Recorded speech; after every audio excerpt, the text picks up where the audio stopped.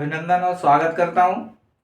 आज हम डिस्कस करने वाले हैं चैप्टर 6 कंट्रोल एंड कोऑर्डिनेशन के जितने भी मोस्ट इम्पोर्टेंट एमसीक्यू हैं उनका डिस्कस करते हैं, जो कि आपके बोर्ड एग्जाम के अकॉर्डिंग गुड क्वेश्चंस हैं। इसलिए आप इनको अच्छे से समझना और इनको हो सके तो आप रिटर्न कर लेना। अगर आपको मेरा वीडियो अच्छा लगता है तो आप लाइक करें, सब्सक्राइब करें एंड शेयर करें। करते हैं अपने सेशन को स्टार्ट नाउ। फर्स्ट जो क्वेश्चन है वो है आपका B what we call the small fine thread like branched coming out from nerve cell. तो नर्व सेल की ये वाली आपकी स्ट्रक्चर इस तरीके की स्ट्रक्चर होती है नर्व सेल की। यहाँ से ये इस तरीके की और यहाँ से ये आपका यहाँ आपके इस तरीके के थ्रेड लाइक स्ट्रक्चर निकलते हैं इसके सेल बॉडी से। इन सेल बॉडी का नाम बताना है। सेल बॉडी से जो अराइज होने वाली जो थिनर स्ट्रक्चर है या फाइन स्ट्रक्चर है उसका नाम क्या है, तो उसको कॉल करते हैं dendrites, synapse, Ranvier and axon. तो इसमें से आपका फर्स्ट है आंसर आपका डेंड्राइट्स। सेकंड वाला क्वेश्चन है आपका where are reflex arc formed. Reflex arc होता है जहां से आपकी जितनी भी इंफॉर्मेशन होती है इनपुट होती है और जितनी भी इंफॉर्मेशन होती है वो आउटपुट होती है। वो कौन से पार्ट से होती है? Spinal cord, stomach, brain, lungs. तो इसका करेक्ट आंसर है आपका स्पाइनल कॉर्ड। थर्ड क्वेश्चन है in which part of the brain is the medulla oblongata found. Brain का कौन सा पार्ट है जिसमें मेडुला ऑब्लिंगेटा प्रेजेंट रहता है? तो ब्रेन के आपके 3 पार्ट्स होते हैं। फर्स्ट होता है आपका फोरब्रेन, सेकंड होता है मिड ब्रेन और थर्ड होता है इसका पार्ट वो होता है हिंड ब्रेन। तो ये इन तीनों पार्ट्स में से बताना है आपको कि मेडुला ऑब्लिंगेटा है वो कौन से पार्ट में फाउंड होता है। तो इसका जो करेक्ट आंसर है वो है भाई बच्चों आपका हिंड ब्रेन। अगला जो क्वेश्चन है इसके अंदर वो है आपका what are the centres of. ये 3 चीजें दे रखी हैं इसमें, thinking, reasoning and memory. Brain के अंदर कौन सा सेंटर है, या हम कह सकते हैं थिंकिंग का, रीजनिंग का एंड मेमोरी का जो सेंटर होता है वो किस ब्रेन में प्रेजेंट होता है? Forebrain, mid brain, hind brain या नन ऑफ दे। तो इसका राइट आंसर है बच्चों आपका कौन सा, कहां मिलेगा? फोरब्रेन। इसके बाद आपका 5 क्वेश्चन है वो कह रहा है chemical substance by endocrine glands it is called. अपनी बॉडी के अंदर 2 टाइप्स की ग्लैंड्स होती हैं, एक एक्सोक्राइन्स होती है और एक एंडोक्राइन्स होती है। और तीसरी जो आती है आपकी जिसमें एक्सोक्राइन और एंडोक्राइन दोनों इंक्लूड रहती हैं उसको कहते हैं मिक्स्ड ग्लैंड। तो यहाँ पूछा है आपका एंडोक्राइन ग्लैंड से जो केमिकल सब्सटेंस सीक्रेट होता है उसको अपन कहते क्या है? देखो, enzyme known as biocatalyst, hormones, proteins और फैट। यहाँ जो आपका करेक्ट आंसर है वो है हॉर्मोन्स। क्या कॉल करते हैं इसको? हॉर्मोन्स। इसके बाद अगला जो क्वेश्चन है वो कह रहा है आपका the male reproductive hormone is. ये 4 ऑप्शन दे रखी हैं, इनमें से आपको चूज करना है कि मेल रिप्रोडक्टिव हार्मोन कौन सा है। देखो, insulin hormone, thyroxine hormone, testosterone hormone या ऑल ऑफ दी। अब देखिए आप, यह insulin hormone secreted by pancreas gland, thyroxine hormone secreted by thyroid gland and testosterone secreted by tasty. तो जो पूछा क्या है आपका, मेल रिप्रोडक्टिव हार्मोन और टेस्टिज प्रेजेंट होते हैं किसके अंदर, मेल के अंदर। तो मेल से कौन सा हार्मोन रिलीज होता है, वो होता है आपका टेस्टोस्टेरोन। तो आपका मेल रिप्रोडक्टिव हार्मोन का करेक्ट आंसर टेस्टोस्टेरोन। देखिए आप, इसके बाद अगला जो क्वेश्चन है, the growth of pollen tube towards ovary is the movement. तो जो पोलन ट्यूब्स होती है वो ओवरी के तरफ बेंड होती है, तो उसके अंदर कौन सी मूवमेंट प्रेजेंट होती है।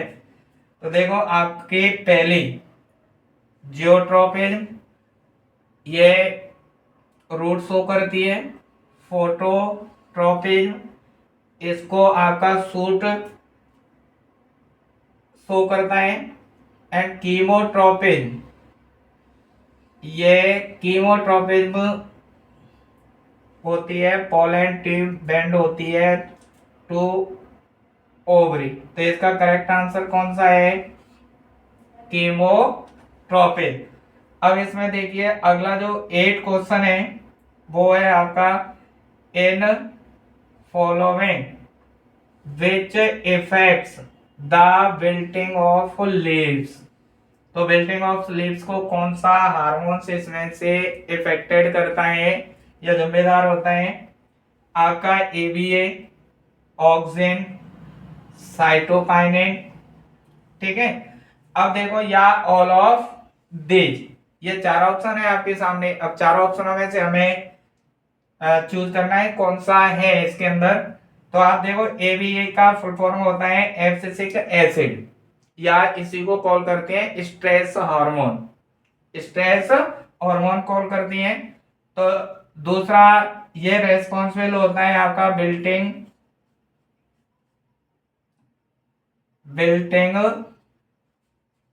Of leaves, बिल्टिंग of leaves. तो करेक्ट आंसर कौन सा है, ए बी ए। इसके बाद ये रेस्पॉन्सिबल रहता है आपका फोटोट्रोपिज्म, फोटोट्रोपिज्म मूवमेंट के लिए, और ये रेस्पॉन्सिबल रहता है आपका सेल डिवीजन के लिए, सेल डिवीजन। ठीक है। तो इसका करेक्ट आंसर कौन सा है बच्चों, आपका ए बी ए, यानी एब्सिसिक एसिड। अब नेक्स्ट जो क्वेश्चन है आपका 9 क्वेश्चन बोल रहा है आपका, the movement of the shoot towards light is due to. तो जो सूट होता है, देखो आप, ये प्लांट से ये वाला, और ये इस तरीके से आपका सॉइल में फिक्स है, और ये बनता है आपका सूट, और ये लीव्स होती हैं। तो ये सूट हो गया आपका। अब ये सूट क्या है, इधर आपकी सनलाइट है, ये सनलाइट आती है, तो इसका ये जो सूट है वो बेंड हो जाता है, बेंड टू सन लाइट, ये बेंड हो रहा है। ठीक है, या कह सकते हो टुवर्ड द सन लाइट। तो यहाँ इसके लिए रेस्पॉन्सिबल इनमें से कौन सा हार्मोन है, देखो, auxin, gibberellin, cytokinin and ethylene. Correct option कौन सा होगा इनमें से, वो होता है आपका करेक्ट ऑप्शन ऑक्सिन।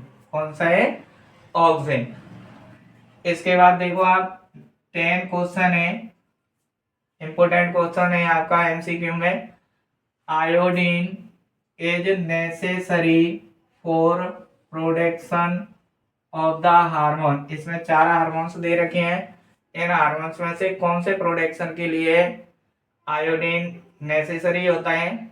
तो जब आपके आयोडीन नेसेसरी होगी तभी वो हार्मोन रिलीज होगा एंडोक्राइन ग्लैंड से।